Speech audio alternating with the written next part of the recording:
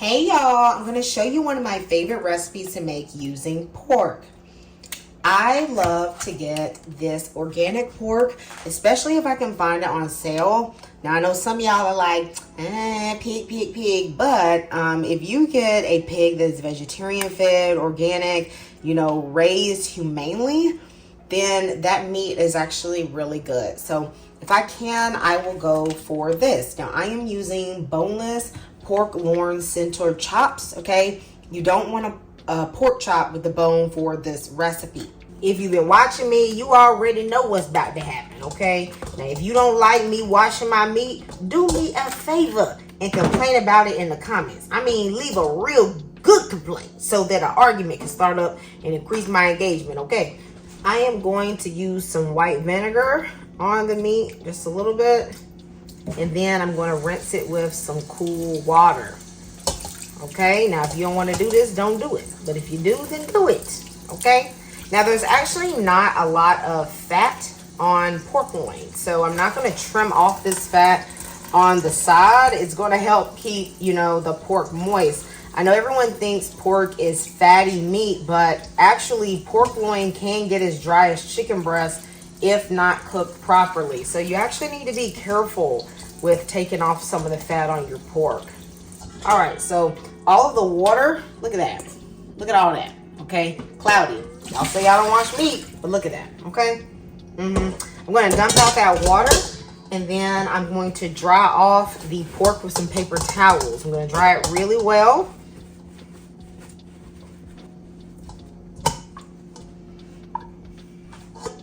If you wash your meat in your sink, go ahead and bust out them bubbles, clean that sink, okay? I've put my pork on a plastic cutting board. I love to use this for meat when I can, just because I don't want the juices of the meat to absorb into the wooden cutting board. So that's just a little tip for the new cooks out there. I'm gonna try to cut a little pouch into my pork. Now, as you can see, this pork chop is on the thicker side. This is about 1 inch, at least on this one. A paring knife would be best for this. However, I don't have a paring knife, so I'm gonna just try to do the best I can to cut this. I think the strategy I'm gonna use is to press it down and just glide my knife in the middle.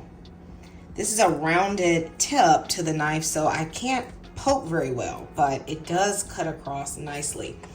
Be sure not to go all the way through to the other side. All right, we're not trying to cut it in half. We want a pouch. Many people want to neglect seasoning the actual pork chop. Maybe that's a no-no, my friends. Okay, we're seasoning the pork chop. I'm going to use a little bit of Dijon mustard. If you don't know, Dijon mustard and pork go very well together. Does not leave a mustardy flavor. That's about a teaspoon of Dijon mustard. I'm also going to add about a teaspoon of mayo. Mayo is going to keep this pork loin chop really moist. I'm also going to use some garlic powder, some Buttery steakhouse, probably about a teaspoon of this Buttery steakhouse, and then some white pepper. I'm also going to add just a little pinch of salt. All right, then I'm going to rub this in all over the pork. And y'all definitely got to get the inside too. Okay, we eating all parts of the pork. Now, you don't have to overdo it. I think a lot of people feel like when they see the seasonings on their food, that automatically the food is salty. Not so, baby, not so. Okay, there's herbs and spices and things you can put on your food, and the food doesn't have to be overly salty. Okay, it can just be perfectly seasoned. So I'm going in with a little bit more of that Buttery steakhouse. And all right, y'all, this is good. Okay, your pork seasoned, but it's not overdone. I'm gonna let this marinate just at room temp for like 5 minutes or so. In a bowl, I'm gonna add about 4 cups or so of fresh spinach. So this is about half of an 8-ounce bag. I want to wilt it, so I'm gonna add some boiling water. This is going to shrink your spinach significantly. Just stir it around so that it gets fully covered in the hot water. Once you see it's fully wilted, we're going to drain this at the sink. Let's make sure we do this safely. So of course I'm not sticking my hand in boiling water.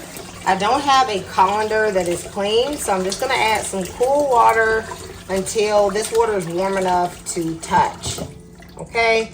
Then I'm gonna go in and just get out all of my spinach.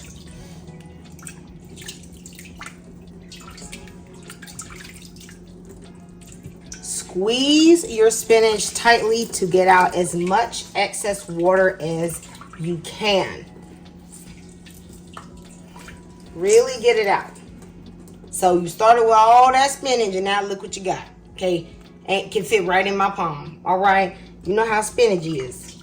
I did not get as much spinach as I was looking for, so I'm just going to go ahead and blanch the rest of this bag. So I'm just gonna do the whole 8-ounce bag. All right, so now I have the right amount. I'm gonna chop this spinach up roughly. Just go through it with your knife a few times on one side, then turn it and chop it through the other side. And that should be enough. It doesn't have to be tiny pieces, but you don't want the full leaves either.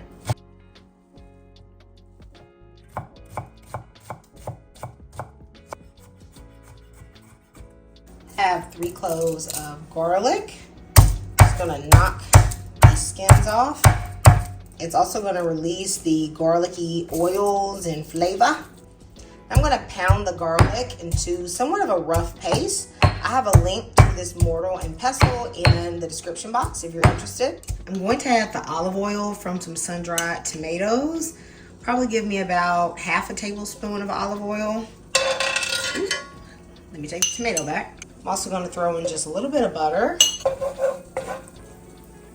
Into this, I'm going to saute those onions. I'm going to add in the garlic. Also, some mixed fresh herbs. This is basil, thyme, rosemary, oregano, and I just chopped it up finely. You could also use dried herbs, but you know there's just something about that fresh, y'all, that just makes your food taste extra good. Saute this until this is fragrant. And when it smells good, y'all, just turn the stove off. We're going to mix up the filling mixture for the pork chops. I have all the spinach in my bowl. And into this, I am going to put 2 ounces of cream cheese. This is not a lot of cream cheese for this amount of pork chops, but I cannot do like super duper heavy cream cheese filling stuff things. It's just too rich. Just way too rich for me. I'm also going to add the sauteed onion mixture. Then I have some sun-dried tomatoes.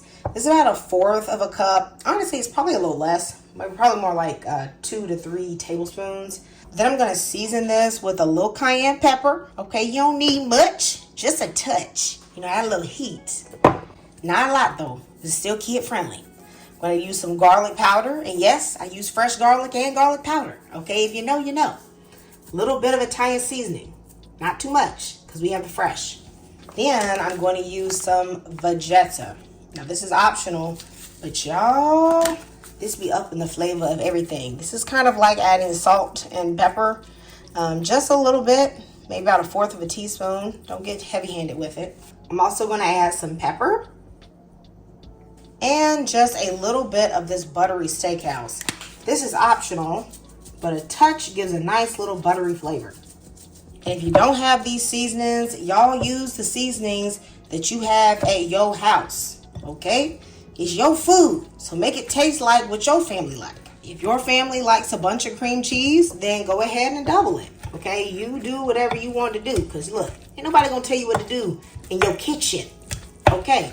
What's important is that you season well, so folks know you can cook. I'm gonna add about 1/4 of a cup of Parmigiano Reggiano.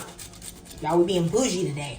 You can also just use Parmesan cheese. You could also use mozzarella cheese or the Italian blend cheese. I wouldn't suggest cheddar. I don't think it fits the flavor profile, but something that's mild or nutty should work good with these flavors. I'm gonna mix this in until it's well combined. And this is how I like my mix, y'all. It's vegetables with some cream cheese, not like so much cream cheese is overwhelming. This is perfect for me. Tell me in the comments how you like your stuffing for your pork chop or chicken breast or anything like that. I'm gonna taste this. Y'all, if you don't taste your own food, you can't cook. Okay? Ooh, y'all, this is perfect. Delicious. Okay, y'all, we're gonna stuff this Piggly Wiggly with this good, delicious filling.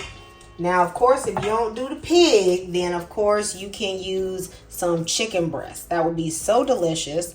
I'm gonna go right into this pocket that we made, and I'm gonna put a really good amount. I'm gonna try to use all of this if I can, because this is so much vegetable that I just love, having this in my food. It's really nutritious in my opinion. And look at this, y'all. You're getting 2 ounces of spinach in every piece of pork. So literally, if you just add a carb to this meal, maybe some potatoes, or if you're low carb, you just eat this and maybe you add some more broccoli or cauliflower rice. This is really veggie heavy. Like, I feel like this is really nutritious, and it's really not all that much cheese. So y'all, let me know what you think. Okay, if you keto, you gonna make this? If you not keto and you just like to eat, you gonna make this? Add some olive oil to a skillet over medium heat. I am going to cook the pork chops for about 3 to 4 minutes on each side. You want to make sure that pork is nice and brown. Y'all, you got to melanate that meat. That's how you're going to get that good flavor. Now, after cooking it for about 3 or 4 minutes on each side, it will be mostly cooked. However, y'all, you got to make sure you don't get the salmonella or nothing like that, okay? So what I like to do is preheat the oven to 350 degrees. And then I am going to let the pork cook in the oven for about 4 minutes, just to make sure that the filling has reached the right internal temperature. You want the internal temperature to be anywhere from about 138 to 145. 145 is pretty much standard, but they do say that you can slightly undercook pork. So, do whatever you feel comfortable with, all right? When you stick this in here, you should see that the inside is going to get nice and ooey gooey. And y'all, this pork is going to be so good. Once you take it out, y'all, don't be greedy. Let it rest for about 3 minutes, just so all the juices can collect back into that pork and it stays nice and juicy and delicious. Y'all, this was so good. I want y'all to let me know what you would serve this with and what you're going to pair this with, and when are you going to try this recipe, because if you dine with this wine, baby, you gonna love this one. I will see you next time in Kamira's Kitchen. Goodbye and God bless.